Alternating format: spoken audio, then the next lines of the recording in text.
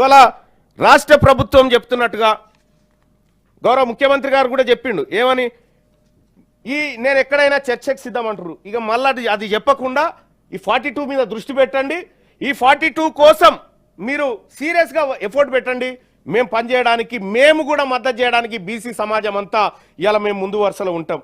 అలాగే అధ్యక్ష, ఇక కొన్ని అంశాలు అధ్యక్ష, గవర్నర్ గారి ప్రసంగంలోంచి మహిళలు ఈ 2500 రూపాయలు ఎప్పుడు ఇస్తారని అడుగుతా ఉన్నారు అధ్యక్ష. ఇట్లా ఈ 6 గ్యారంటీలకు సంబంధించి ముఖ్యమంత్రి గారు కూడా ఒక టీవీ డిబేట్లో కూడా చెప్పిండు, మీ అనుకున్నమా ఉప్పర్ షేర్వాని అందరు పరేషాన్ అని చెప్తా ఉన్నాడు. ఇండియా టీవీ కాంక్లేవ్లో ఒకసారి ఈ రాష్ట్రంలో ఉన్నటువంటి ఆర్థిక పరిస్థితి గురించి మాట్లాడిండు. నిన్న సభలో కూడా మాట్లాడినట్టుండు సీఎం గారు. నేనేమంటున్నా అధ్యక్ష, ఈ మాట మనం అసెంబ్లీ ఎన్నికల ప్రచారంలో చెప్తే మన కోట్లేద్దురా అధ్యక్ష, మన గెలవనిద్దురా? అప్పుడు తెలియదా మనకు?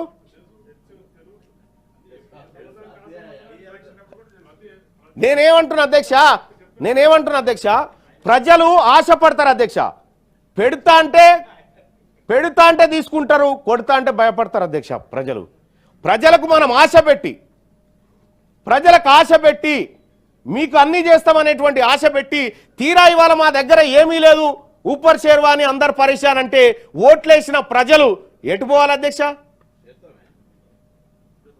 14 నెలలు గడిచిపోయింది, ఒక టైం ఫ్రేమ్ అనేది ఉండాలిగా అధ్యక్ష. ఈ బడ్జెట్ అయిపోయింది, మళ్ళీ కొత్త బడ్జెట్ వచ్చింది.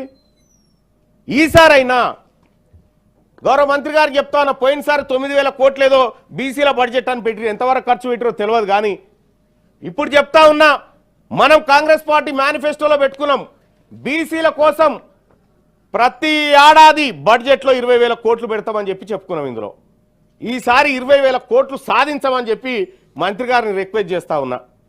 అలాగే కామారెడ్డి డిక్లరేషన్ గురించి అధ్యక్ష, కామారెడ్డిలో బీసీ డిక్లరేషన్ పెట్టడం జరిగింది.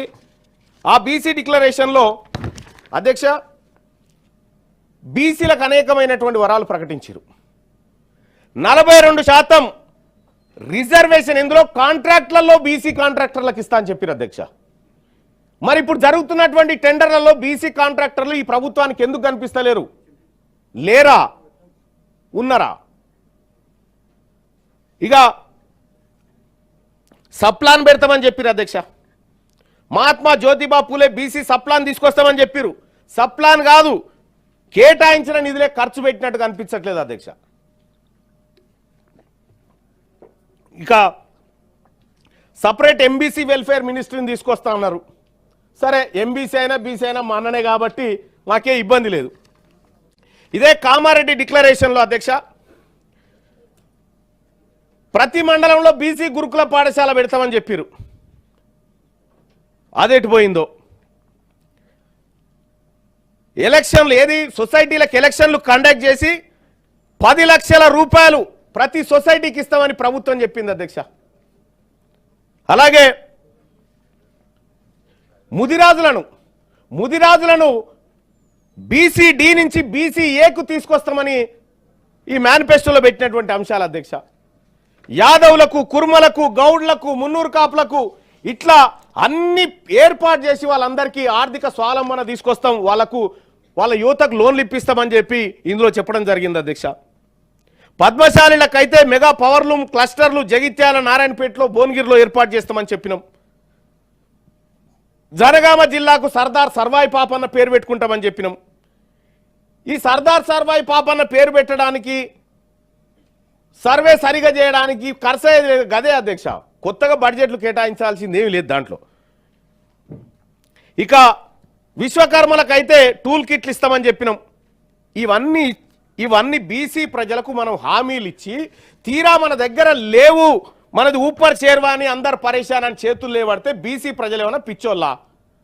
ఇవాళ ప్రాజెక్టులకు అంచనాలు పెంచుకోవడానికి డబ్బులుంటాయి, ప్రాజెక్టులకు కట్టుకోవడానికి అంచనాలకు పెంచుకోవడానికి డబ్బులుంటాయి. కానీ బీసీల దగ్గరకు వచ్చేసరికి ఇవన్నీ ఇవ్వడానికి ఊపర్ షేర్వాని అందరు పరేషాన్ అంటే ఎట్లా? గవర్నర్ గారి ప్రసంగంలో చాలా ఎవరు రెడీ చేసిరో డాక్యుమెంట్ చాలా తెలివిగా రెడీ చేసిరు, ఎవ్వరికి దొరకకుండా చిక్కకుండా మంచిగా రాసుకొచ్చిరు ఇలా. కానీ రేపు పొద్దున పెట్టేటువంటి బడ్జెట్లో కూడా గౌరవనీయులు మంత్రివర్యులు మా అక్కకు చెప్తా ఉన్నా, అక్క బీసీ మహిళలకు కూడా మహిళా కోటాలో వాటా దక్కాలే. ఇవాళ మన లెక్కలేందో తెలుస్తా ఉన్నటువంటి సందర్భంలో ఈ అంశంలో తెలంగాణ రాష్ట్ర అసెంబ్లీ తీర్మానం చేసి పంపాలి. 33% రిజర్వేషన్ మహిళలకు ఇస్తున్నప్పుడు అందులో ఎస్సీ మహిళలకు ఎస్టీ మహిళకు ఉంది, కానీ బీసీ మహిళకు లేదు. బీసీ మహిళకు కూడా 33% రిజర్వేషన్లో పక్కా వాటా రావాలని చెప్పి ఈ సభలు తీర్మానం చేయాలని చెప్పి చెప్తా ఉన్నా. అధ్యక్ష, ఒకటైతే ఫైనల్ కంక్లూజన్ అధ్యక్ష, సమగ్ర కుటుంబ సర్వే, కుల సర్వే మా బీసీ వర్గాలను మెప్పించలేకపోయింది. మా ముందున్నటువంటి 42% అనేటువంటి రిజర్వేషన్ అంశం ఇంకా సజీవంగా ఉంది కాబట్టి దానికోసమైనా 42% రిజర్వేషన్ ఇంప్లిమెంట్ చేయించడం కోసమైనా రాష్ట్ర ముఖ్యమంత్రి గారు చొరవ తీసుకోవాలి. మళ్ళా అక్కడికి పోయి ఊపర్ షేర్వాణి అందరి పరిశాన్ అనకుండా తగు జాగ్రత్తలు తీసుకొని ఈ ప్రజలకు మరి ముఖ్యంగా బీసీ వర్గాలకు రాష్ట్ర ప్రభుత్వం ఇచ్చిన ప్రతి మాట నిలబెట్టుకోవాలని తమరి ద్వారా తెలియజేస్తా ఉన్నా అధ్యక్ష. అలాగే ఈ ప్రభుత్వం 42% రిజర్వేషన్ అమలు చేయించేటువంటి కార్యక్రమంలో భాగంగా బీసీ వర్గాలుగా మేమందరం ఈ రాష్ట్ర ప్రభుత్వానికి అండగా ఉంటాం. మేమంతా ఈ రాష్ట్ర ప్రభుత్వానికి ఎక్కడ అవసరం పడ్డా మేమంతా తోడ్బాటును అందిస్తాం. ఈ రాష్ట్ర ప్రభుత్వానికి బీసీలకేం పంచాయతీ లేదు, గొడవలేం లేవు. వచ్చిందల్లా కులగణన దగ్గరే, లెక్కలు తక్కువ చూపడం వల్లనే వచ్చిందనేది వాళ్ళ పక్కాగా అర్థమవుతా ఉంది. అధ్యక్ష, ఎన్నో రకాలుగా ఈ లెక్కలు తప్పనేది వాళ్ళ డాక్యుమెంట్ ద్వారా బయటపడ్డ తర్వాత కూడా వితండవాదం చేసి ఇంకా ఇవి కరెక్ట్ ఉన్నాయి, చర్చకి ఎవరు వచ్చినా సరైనటువంటి మాటలు ఇక బంద్ చేసి 42% మీద దృష్టి పెట్టమని రాష్ట్ర ప్రభుత్వానికి తమరి ద్వారా సూచన చేస్తున్న అధ్యక్ష. ధన్యవాదాలు. క్యూ న్యూస్లో పనిచేయటకు వీడియో ఎడిటింగ్ మరియు ఎస్ఈఓలో అనుభవం గల జూనియర్ ఎడిటర్స్ కావాలను సంప్రదించవలసిన నెంబర్ 8688926084.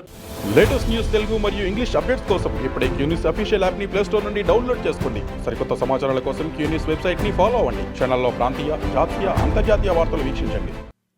లైక్ చేయండి.